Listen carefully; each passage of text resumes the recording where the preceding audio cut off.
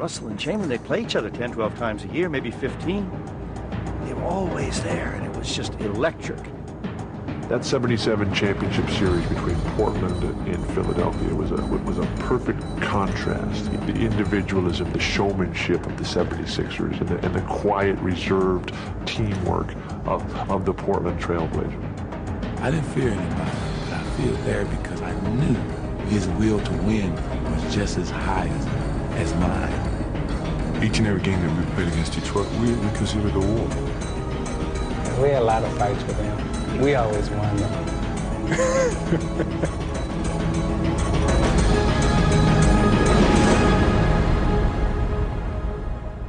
Throughout NBA history, the league's rivalries have produced its most compelling dramas. And over the next hour, we'll relive some of the classic battles between basketball's arch rivals. We'll look back at the memorable matchups, not only between teams like the Bulls and Pistons, but also between players, including Larry Bird and Magic Johnson.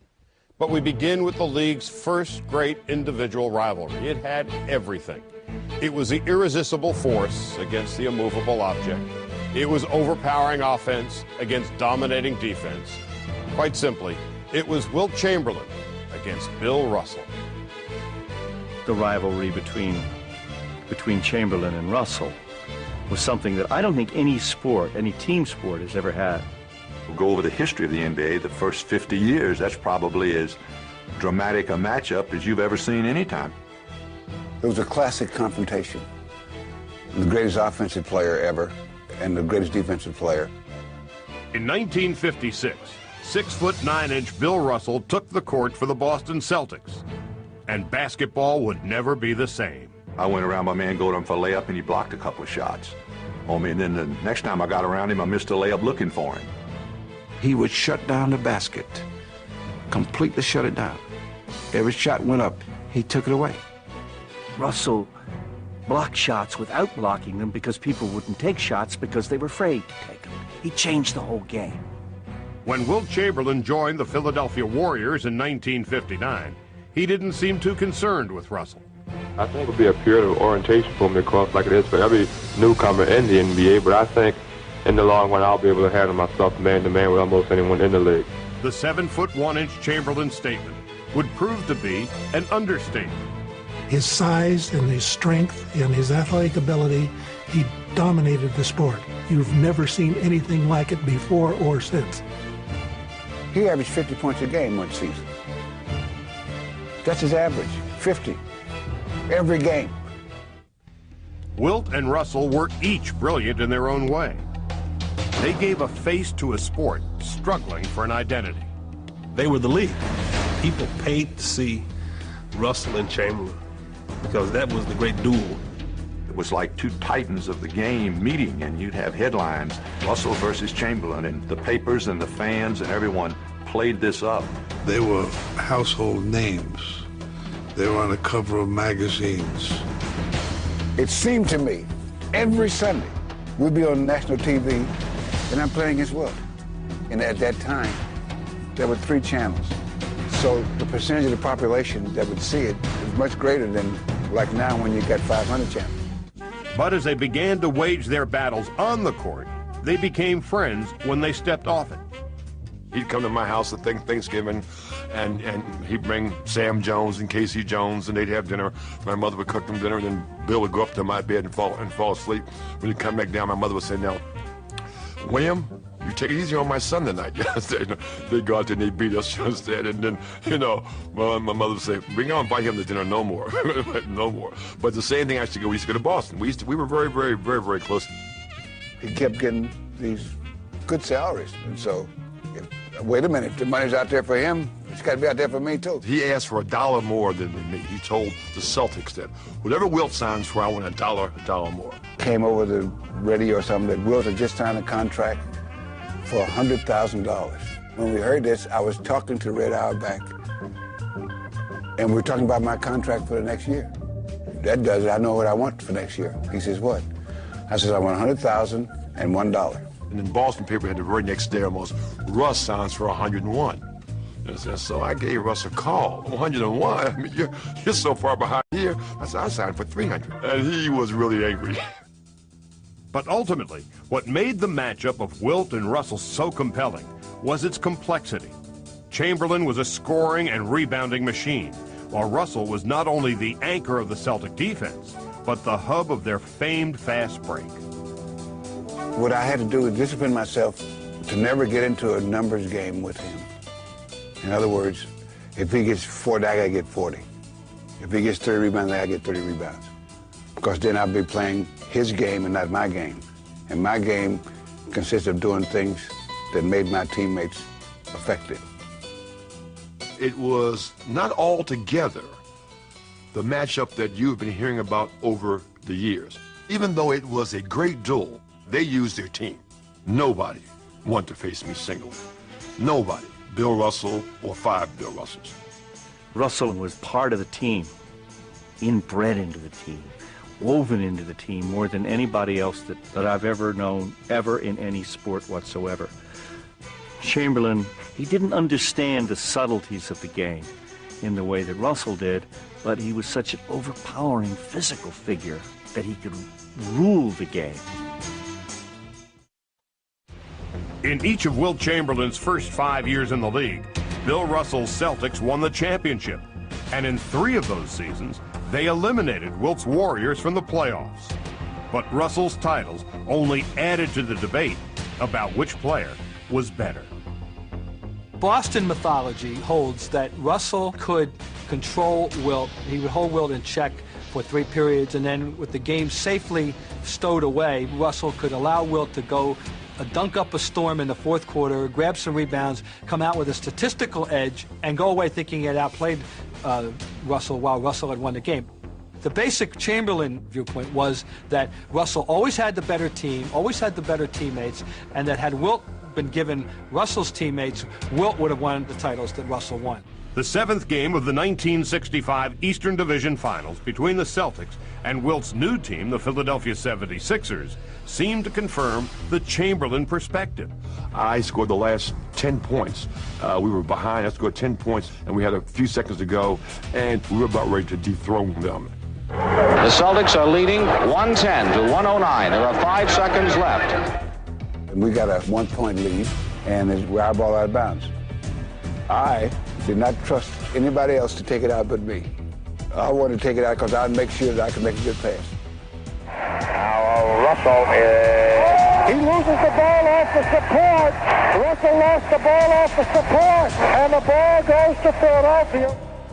We go, and all I could say was, guys, we got to do something. Greer's putting the ball on a play. He gets it out deep, and Havlicek steals it over to Sam Jones. Havlicek stole the ball. It's all over. It's all over. Havlicek steals the ball. I said, Havlicek, how lucky can you be? Bill Russell wants to grab Havlicek. He hugs him. He squeezes John Havlicek. Wilt was a Paul Bunyan figure, mythic in what he could personally do, but then every year he would get chopped down by Russell. And when that would happen, it would cause people to think that maybe Wilt was suspect. As this competition grew, they grew apart. They became kind of bitter enemies. The sports writers in the game itself pitted them against each other for so long that they started taking it personally, and it just destroyed a friendship. In 1966, Chamberlain again lost to Russell in the playoffs. But in 1967, Wilt's Sixers recorded the greatest regular season of their time. For Wilt, however, there was only one goal. When we played Boston, he would get irritated. And you know that he wanted to beat Russell. It wasn't about beating the Celtics. He wanted to beat Russell. And until that happened, you know, he wasn't a complete player. Wilt would finally get his revenge as the Sixers steamrolled the Celtics in the playoffs on their way to the title. Well, the Celtics on the brink of defeat for the first time since 1956. Gamely trying, but they did not have it here in the second half. No one could say that, hey, someone with a lucky shot, whatever. I mean, we were the best team out there. We were better than anybody any year. Wilt now seemed on the verge of creating a dynasty of his own, as the Sixers led Russell's Celtics 3-1 in the 1968 playoffs. I can remember standing up before that 5th game and looking down at the Celtics practicing, and Auerbach talked about Russell in the past tense, how great he was. I don't want you to forget how good he was, Frank. It was over as far as they were concerned. And they went out and they won that game. They went back to Boston, and they won there, and Russell came back, and in the final game, the 7th game, Wilt didn't take a shot in like the last half of the game. It just began to crumble. Russell's title in 1968 was like a miracle, but in 1969, he seemed to have run out of them. As Russell's aging and injured Celtics would face Wilt's new team, the powerful Lakers, in the finals. With guys like Jerry West and Elgin Baylor, I feel very, very happy that I'm being traded to a team that I believe may stand a chance to go down the record as one of the best teams in basketball ever. Even as the Celtics pushed the Lakers to a 7th game, no one believed that Russell could beat Wilt this time. No one except Russell. I can't help but wonder, how do you feel about going into another 7th game, this time on somebody else's floor? We've done it before. I told my guys, the Lakers cannot beat us. It's not something that can happen. They can't beat us. And they didn't. In what was to be Russell's final game, he would score only 2 points, but would manage to do just enough to frustrate Wilt and add a strange yet fitting climax to the game's most fascinating duel. No way should we have lost to Boston. Just no way. I mean, I still don't know how we lost to Boston. It's a mystery to me. And the Celtics, they have done it again. A spectacular finish. Chris, I'm here with Bill Russell. Bill, this must have been a great win for you. Jack. One more time. One more time. I know it's hard to say what's in your mind right now, Bill. I decided early in my career, the only really important thing was to try to win every game. Because when you get through, they can't say, well, he was the best shooter, he was the best this, or he's the best that, or he was this guy was better at this guy's better at that. The only thing that really mattered to me was who won. I can look back on my career, and there was 5 7th games. 5 times I lost with a combination of 9 points. Think about that. 7-game series, 9 points going the other way, I would have had 5 more World Championship rings. But the only thing that I can tell you is that if Bill Russell walked down the street during those days and some average person saw him, you know what they would say? Hey, Wilt. And wherever he went, they all called him Wilt. That's the name. They all knew. Now, how do you think you would have felt if you were like the hub of 10 World Championships and people were still calling you by somebody else's name? In the early 1970s, the National Basketball Association was competing with the rival American Basketball Association. The ABA offered a flamboyant form of the game, and it had the sport's most entertaining star, Julius Erving. It wasn't Julius Erving, it was Dr. J, which meant when he got on the floor, on the court, he operated on guys. Without question, without any doubt, the absolute greatest forward that has ever put on a pair of basketball shoes. He wasn't just its biggest star, he was the league. Then in 1976, in part to acquire the doctor, the ABA was absorbed by the NBA. When the leagues merged, Erving was acquired by the Philadelphia 76ers. Erving joined a 76er team that was as wild as he was. They are the Philadelphia 76ers, the greatest collection of individual talent ever assembled on one basketball team. The 76ers were really the team, I think, that really brought that other style, brought that other energy into the NBA. Because not only did they get Dr. J, they also had George McGinnis, who was also a very free-flowing kind of player. They had Darryl Dawkins. So the 76ers were really like this traveling circus. I had the rub roaster, the bun toaster, the turbo sexophonic delight dunk, which you go up, swivel your hips a little bit for the girls. People used to get mad, and this is no lie. People used to get mad when they missed our layup line. Before the game, this is warm-up, before the games. We were doing some crazy things. As the Sixers' popularity began to spread, they acquired a national following. Every city he went to, it was a sellout. And when you get to that arena, fans were rooting for Dr. J, but rooting for their team. And as long as they saw the doctor perform and do something spectacular, they went home happy. He put a little extra one on that one. On the other side of the country in the Pacific Northwest, there was a distinctly different team making a mark. The Portland Trail Blazers, a franchise just 7 years old, was finally shedding its expansion skin and coming into its own. And they were doing it thanks to a completely different kind of star. There have been basketball players more talented than Bill Walton, and there have been basketball players more unselfish than Bill Walton. But there has never been a player so talented and so unselfish. And the Blazers perfectly mirrored their counter-culture center. We had an incredibly intelligent team that loved to pass the ball and really had no ego problems on the team in terms of who got the statistics, who got the recognition in the paper. Portland would manage to upset their way through the Western Conference playoffs, and when they arrived at the NBA Finals, they met their polar opposite, the Philadelphia 76ers. That 77 championship series between Portland and Philadelphia was a perfect contrast in all the different elements in society and culture that were going on. The individualism, the showmanship of the 76ers, and the quiet, reserved teamwork of the Portland Trail Blazers. Portland against Philadelphia was more than just a clash of styles. It was a difference of philosophies. I thought this was a moral war of a team that played the game right against a team that represented every evil that we then knew possible in sport. Portland, with the Sir Galahads, Walton, all these guys cutting off Walton. I thought it was essential that Portland win to save Western civilization. But the Blazers were again huge underdogs, and right from the opening tip in Game 1, it seemed like Philly's freewheeling style would prevail. Tip goes to McGinnis, quickly to the doctor. Well, that's one way to start a ball game. Bill Walton, those guys, I know they was looking at him like, could you believe this? In the first 2 games, the 76ers would overwhelm the Blazers. There is Davis. Six came from behind the block. Collins got it. Collins off now. Dawkins.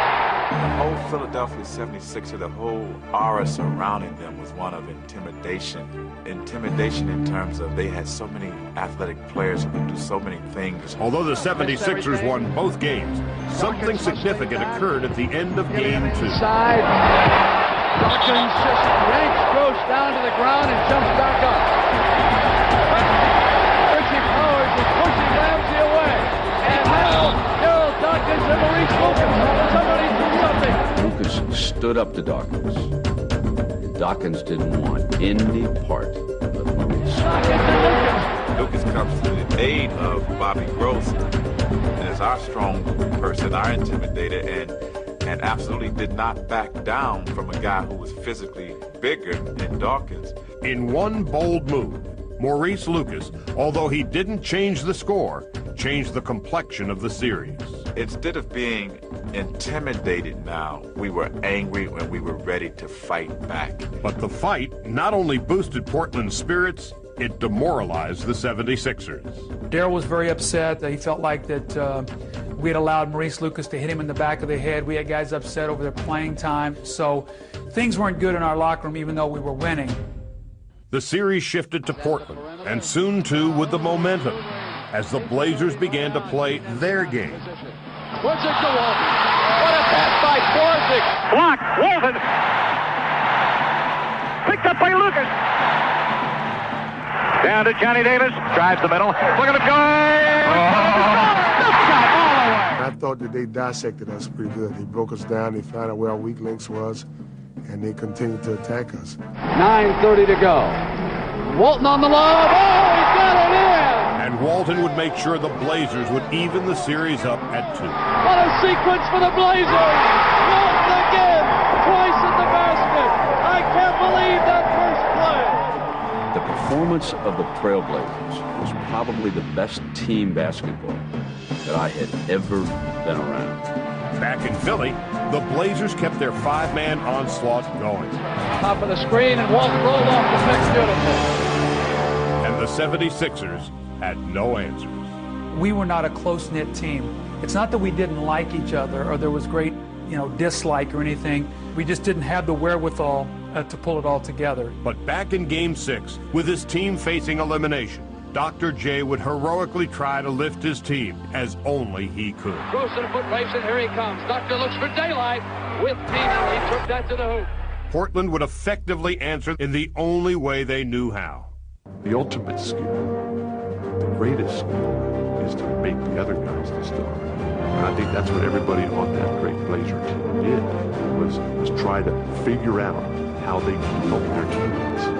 Portland's group effort would give them a late lead, but Philadelphia had the ball and one last chance to come together.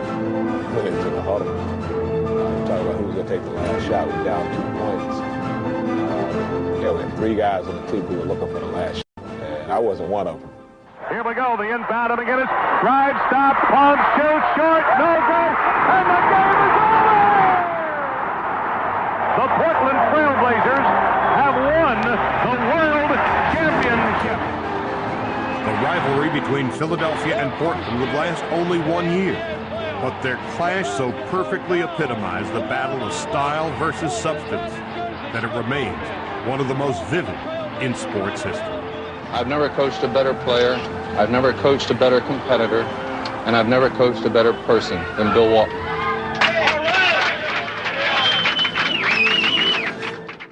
Everything that I always wanted in myself, to believe in myself, here's the guy, I'm looking right at him.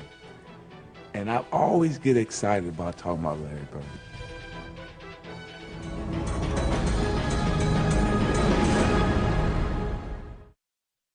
Larry Bird said that there would be another Larry Bird one day. And Larry, there will never, ever, ever be another Larry Bird.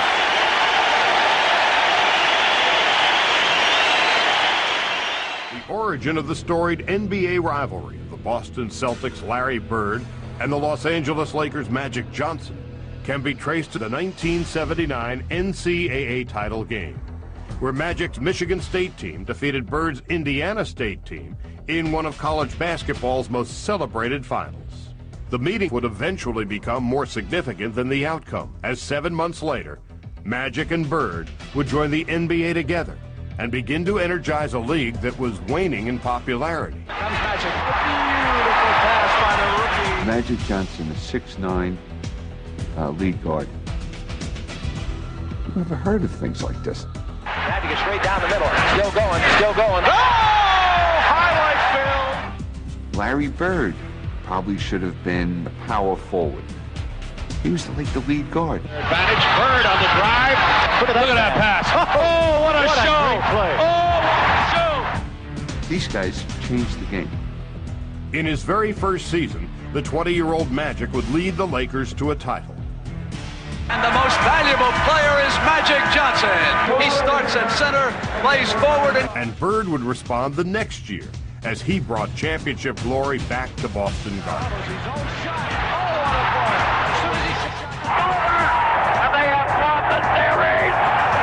It all seemed like fate. Joining Wilt and Russell's former teams, Magic and Bird gave the NBA a new marquee rival. That one of them was the urban black kid from Michigan, and the other one was the manure-kicking country boy from Indiana, and one of them with the Lakers, and one of them with the Celtics. I mean, that was perfect. That's central casting. Bird and Magic were bringing new fans into the league, and they were attracting them with their own distinctive style. Bird embodied the essence of the blue-collar player. The fans could sense his leadership, his hustle. He'd dive on the floor. He'd do whatever it takes. While Magic personified showmanship. Beautiful. He had a passion, simply a passion, an incredible passion to play basketball. He loved the game. He felt fortunate playing the game. He was playing a game that men were being paid at, and he was treating it like it was a kid's game. He used to wear it out on his sleeve. He let everybody know how happy he was in playing the game. Despite their outward differences, Bird and Magic were kindred spirits. They were throwing themselves into the game absolutely, totally, completely, hopelessly. And in that way, I think they kind of brought you along. They were saying, come on the court with me. I'm going to play a game of basketball with you. They have different personalities and different backgrounds, but their value system when it came to what it took to be part of the team was identical. But while the public was embracing these two stars, they were warily stalking each other from 3,000 miles away. I kept track of every game he played in. I really didn't care what anyone else did. I always checked to see what Magic was doing. I was always trying to keep up with the things that he done. I wanted to make sure he wasn't getting too far out in front of me. You know, I had to keep him in sight every day, every score, you know, what he scored, how many rebounds, how many assists. The person you measured yourself against was Larry Bird, for me. Finally, in 1984, Magic and Bird would play for the title, and the entire sporting world was watching. Hey, they won the East, we won the West. So it's like everybody just get ready, sit back, and let's enjoy it. Magic and the Lakers would capture 2 of the first 3 games. They're running the Celtics off the Boston Garden court. And it looked as if they would run away with the series. This has to be one of the most decisive routes in championship game history. But the usually quiet Bird would issue a bold response. You know, we got some great players on this team, but we don't have the players with the heart sometimes that we need. And today, when you see Magic slapping high fives and guys going behind their back and shooting layups on us all day long, it seems that somebody would try to put a stop to it. And until we get our hearts where they belong, we're in trouble. In lines the next day was Celtics play like sissies, because like what Larry said. And it was like the most incredible thing, because we saw that article, and it was like we couldn't wait to get back. Here's Kareem, outlet to Worthy, Rambit. And you knew this was going to happen. You could see it coming. I was the leader of the Boston Celtics, and I knew that. My teammates knew that. So they was looking for direction, and that's what I tried to give them. Led by Bird, the Celtics would push their way back into the series. Here's Magic, off the mark. Lakers had several chances, and here's Larry Bird chugging down the court. And Larry Bird, for his credibility and for his highlight and for him to be who he was, he had to beat Magic Johnson during that particular series. But while Bird rallied his Celtics, Magic faltered in the series' crucial moments. Be sure they won't let the time run out this time, as they did in Game 2. Magic takes the ball, and Magic throws it away. 3 seconds, intercepted by Perry. The Lakers trying to cut it to 1. And he loses it. I pride myself in being one of the best players to ever play in this game in the clutch situation, in the pressure situation, and I didn't come through for my team. The Celtics would beat the Lakers in 7 games. The Boston Celtics are the NBA World Champions. And while Bird basked in triumph, Magic was left to shoulder the blame.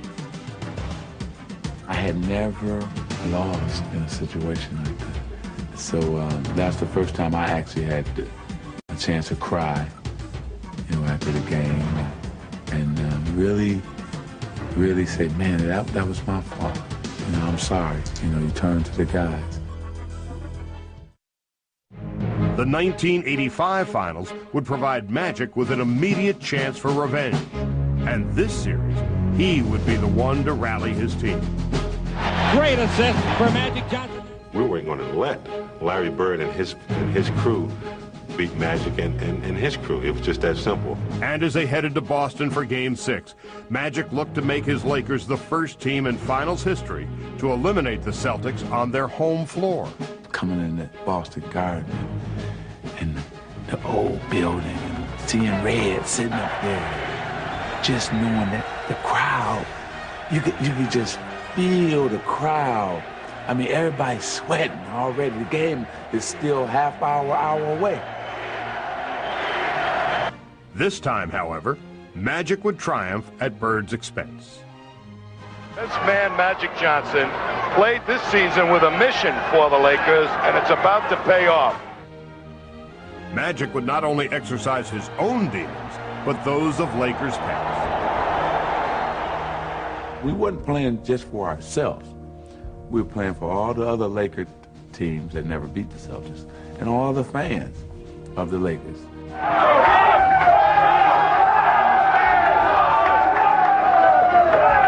What do you think the differences were this time around for this team, Magic? We didn't make the mistakes. They came back, but we held them off every time. Does America believe in magic? You bet we do. Bird and Magic had taken a rivalry of the 60s, added the showmanship of the 70s, and created one of the most magnetic duels in sports history. It was almost surreal because we were in the middle of this great tug of war, and you really didn't have an idea who was going to win. Okay, can we proclaim Larry Bird the greatest player of all time? Okay, I wrote that story in 85, 86. Then we all watched Magic in 86, 87. Well, should we rewrite that now? Yeah, I think I probably wrote that story too. Each season, Bird and Magic seemed to push each other to new heights. In 1986, Bird won his third consecutive MVP and the title. In 87, Magic would be named the most valuable player, and he would face Bird in the finals one last time. When we caught them in 87, we knew they were hurt. We were younger, and we had a little bit more firepower. But they still had Larry Bird. In some ways, Bird was never more heroic, as he desperately fought to keep his Celtics in the series. In the pivotal fourth game, trailing 2-1, he would give Boston the slimmest of leads with time running out. Larry Bird with a big three-point bomb. They up one.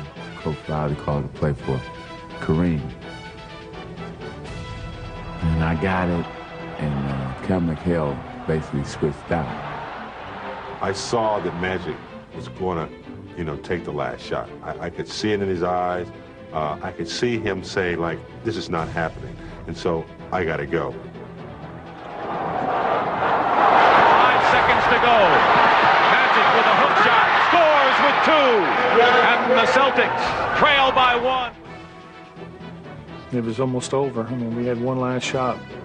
We had 1 second on the clock, and I got enough room to get it off, and I thought it was in. Bird fires it, and the Lakers have won. In essence, Bird's final miss gave the title to Magic and marked the end to their rivalry, but it seemed to only enhance the respect they had gained for each other. Magic's just a great basketball player. He's the best I've ever seen,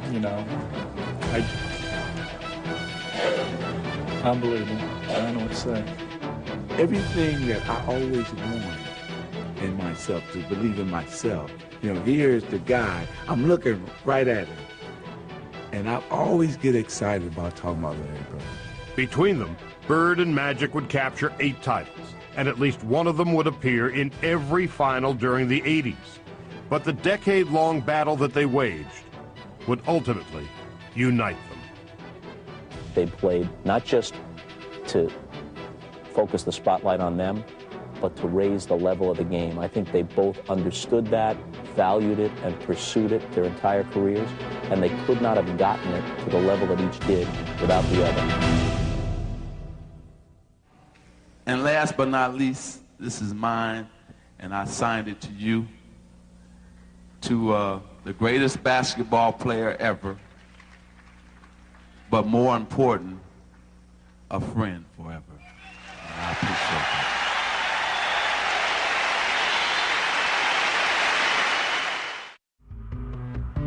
The game that the Pistons played was rugged, it was tough, it was gritty, and then here comes Michael. Michael is art. Here's Jordan down the middle, all the way! An unbelievable goal! You didn't like seeing this young punk come in with all this great skill, and if you came down the middle, you were just going to get killed. Michael on the move against Vinnie Johnson to the hoop. He is necktied. Michael Jordan goes down hard. Cartwright. Quick move to the hoop. Mayo got fouled. And now Isaiah Thomas and Cartwright are swinging. The Brewers and Pistons hated each other. They hated each other. And they should have. I mean, they pounded each other. And Rodman and Jordan going at each other. Each and every game that we played against Detroit, we considered a war. We had flexed our muscles. They were flexed. And we wanted to remain kings, and they wanted what we have. So they were the ultimate game. Between 1987 and 1991, these two teams would play each other 47 times, 4 times in the playoffs. Each game, a battle for both supremacy on the court and a place in NBA history. But ironically, the seeds of this rivalry were sown in Boston. The Celtics were the old veteran team that nothing bothered them and that annoyed the Pistons because the Pistons were trying as hard as they could and nothing they did worked. Oh my! What a mistake by Detroit! Then they jumped over the Celtics. Isaiah sideline. It's through! They became the bad boys, and then along comes this team out of the Midwest in Chicago, and the Pistons treated the Bulls the same way the Celtics had treated them. These young kids don't have what it takes. We knew they were out there, we knew they were up and coming, but at that point in time, we just dismissed it because we knew they couldn't beat us. While Detroit may not have considered Chicago a legitimate threat in the Eastern Conference, they still had reasons not to like them. The game that the Pistons played was rugged, it was tough, it was gritty, and then here comes Michael. Michael is art. Here's Jordan down the middle all the way! An unbelievable ball! We didn't like seeing this young punk come in with all this great skill. And if you came down the middle, you were just going to get killed. Michael on the move against Vinnie Johnson to the hoop. He is necktied. Oh. Michael Jordan goes down hard. For Piston captain and Chicago native Isaiah Thomas, beating Jordan and the Bulls was personal. Isaiah was a great star in Chicago. He was the athlete Chicagoans were maybe most proud of. Michael walks and just takes Chicago away from him. You know, you come home and your hometown fans despise you. That must have been tough to take. It affected me because as a kid, I always wanted to play for the Chicago Bulls. But I loved it. I mean, I enjoyed it because we were always beating those guys. Detroit realized Chicago had a more athletic team than they did, so they induced the younger, more fragile Bulls into a physical and psychological battle that would shape the rivalry for seasons to come. Nice play. And Lampier taking a shot at Paxson, who did not like it. It was almost like they bullied us and pushed us around. We always kind of felt like we had to challenge them and stand up to that, and that wasn't really who we were. It was fun to get them off their game. That's how we got off. We were a very cerebral team. We loved to play the mental games. Rodman would punch Pippen in the face or to hit him in the chest. He would so upset him, so infuriate him. Pippen couldn't play in these games. They're so concerned about showing that they're men and they're physical and they're not going to back down. You know, they weren't really thinking about how we're going to execute and beat these guys. Detroit and Chicago would meet for the first time in the playoffs in 1988. And the Pistons were determined to make sure the Bulls and the league's newly crowned MVP knew who ruled the Eastern Conference. On the switch, Jordan clobbered, and the Pistons want to make Jordan pay. Detroit's game may have lacked artistry, but it was effective, and they dismissed the Bulls in 5 games. And the Pistons have now a return trip ticket to the Eastern Conference Finals. The 1988 series, however, was merely a prelude of things to come. In 1989, Michael Jordan would lead the league in scoring for the 3rd straight year, and he would lead Chicago on a remarkable run to their first Eastern Conference Finals. Hey, the Bulls win! They win! But waiting for Chicago were their old friends, who had a new twist in their plans to stop Jordan and the Bulls. He's the focal point of everything they do, so let's just break down what they do, and then let's give them different looks. So Chuck says, yeah, let's make a set of rules just for this guy. The set of rules came to be known as the Jordan Rules, and the Pistons considered them classified information. Jordan Rule? The Jordan Rules. Is that something you guys made up? You know what? The Jordan Rules was just a whole lot of help. Jordan over 4 players, and Sally came away with it. The rules were more than defensive schemes, however. They were part of a grander psychological plan. They always played into that. Michael wanted to do it all. Michael tried to score it all and played it against him. I mean, he was like a warrior that said, all right, they got three people, take the ball. My ego was big, because I don't want a team to seem like they can dominate us, but dominate us as a team. When Chicago and Detroit met in the 1989 Eastern Conference Finals, Jordan was determined to prove that the Pistons and their Jordan rules could not stop him.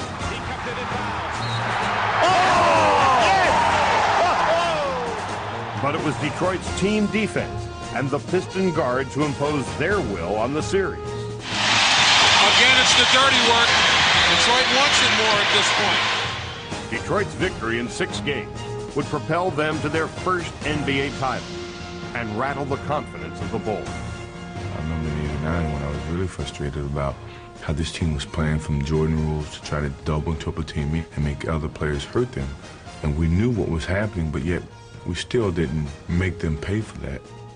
But Chicago was hoping that the experience of 1989 could help them the following season as they once again reached the Eastern Conference Finals, this time pushing Detroit to a decisive 7th game. I thought it was a good opportunity to get over this mountain, this hurdle that seemed to have been in the way for the last 3 years. Work all teams for this guy. Play hard. Leave it all on the floor. Let's go. But Detroit had different ideas. I thought it would be a cakewalk of a game. They just weren't strong enough mentally to compete at the level that we were competing at. Thomas was right. The Bulls weren't ready, and the Pistons blew them out. Bulls can't buy a basket. The lead is 20. It's one of those situations where at certain points you think, I don't know if we can beat this team. Jordan could not beat the Pistons by himself, and Scottie Pippen was a non-factor, falling victim to a migraine headache. It was just one of those things where you went, they don't have it. There's something here or here that they haven't figured it out yet. It's over! The Pistons return to the NBA Finals for the 3rd straight time. When we lost that game, I got on the bus, and I remember my father coming on the bus, and I'm back yelling and screaming, and he's doing all his best to try to calm me down and say, it's only a game, you'll be given another opportunity. And I'm saying, well, we've been given so many opportunities, we're not going to get as many as you may think. But Jordan and the Bulls would use their Game 7 defeat as motivation for the upcoming season. In 1990-91, our whole focus was on Detroit. No one else made a difference. And the team as a whole resolved to change their approach to Detroit in both body and mind. This was a playground type team that played a very disciplined, organized game. It was very, very physical. So my involvement as a coach was, you got to go away from pressure. Phil very much tried to reinforce with us that if they hit us, you went away from it. There's something else available to you. Jackson emphasized a team game, and it would pay off during the 1991 regular season, as the Bulls would finally finish with a better record than the Pistons. The ultimate test for the Bulls, however, would come once again in the Eastern Conference Finals. We felt this is the chance to make them back down or shake our hands. So it was an unbelievable feeling. But then when the games came, it was unbelievable nervousness too. The Bulls were anxious to prove that they had learned their lessons well and began dismantling Detroit from the outset. Hart right ahead to Jordan. Michael with the drive in on Vinnie Johnson all the way to the hoop and lays it in. Michael Jordan to Bill Cartwright. There's panic all over the Pistons' faces. First thought I thought after the first 2 games, I thought we're in trouble because he's figured out how to play now. Once he started using his teammates and still getting 30, it almost became impossible to beat him. Jordan was not the only Bull, however, who had figured out how to beat the Pistons, as a more determined and mature Pippen had emerged as well. Yes! And it counts! Chicago would no longer be intimidated by Detroit, nor baited into confrontation. A beautiful backdoor pass for Pippen, and he is walloped. He knew he was going to get hit. They understood, no matter what we threw at them, when we hit them hard, when we talked garbage to them in the paper or in front of them, none of our antics would finally work. We learned that it took a little bit more than just, desire. We had to use our minds. We had to outthink the other team. And he comes up shooting. It's in. Oh, Johnny Paxson. Time is running out on this Detroit championship era. It's Chicago in a sweep. After all the losses and the frustration, sweeping and winning on their home floor was about as good as it got. Chicago's emphatic victories signaled the end of Detroit's run. But even in defeat, the bad boys managed to keep the rivalry alive by refusing to shake Chicago's hands as the game ended. They left the bench, although there's 7 and 9 tenths seconds remaining. The Pistons just left. We were only doing what had been done to us. When we beat Boston, their starting 5 just left. They just walked out of the building. They couldn't stand the fact that they could see us win on their court. And we're not going out as demoralized. We're going out as we had just finished an accomplishment of a run that was unprecedented in the Piston history. We're very proud of it. It just gave us more energy. And I think from that time on, I think we won 24 straight against Detroit, and we're not going to let them beat us anymore after that. The Pistons would never challenge the Bulls again, but Detroit's 4-year battle with Chicago would prove invaluable in molding the Bulls into 6-time NBA champions. The hurdles were very, very difficult, but I'm very happy that we went through those circumstances because it taught us to understand what winning was all about. You know what they say, that familiarity breeds contempt? And that certainly was true of the Bulls-Pistons rivalry. That mutual dislike was one of the things that made those playoff series so intriguing. For those who watched Detroit against Chicago, or any of the other great rivalries, what will always stand out is the passion and the emotion they generated. In going head-to-head with everything on the line, the NBA's arch rivals have always brought out the best in each other, and they provided the league's most unforgettable moments. I'm Charlie Steiner.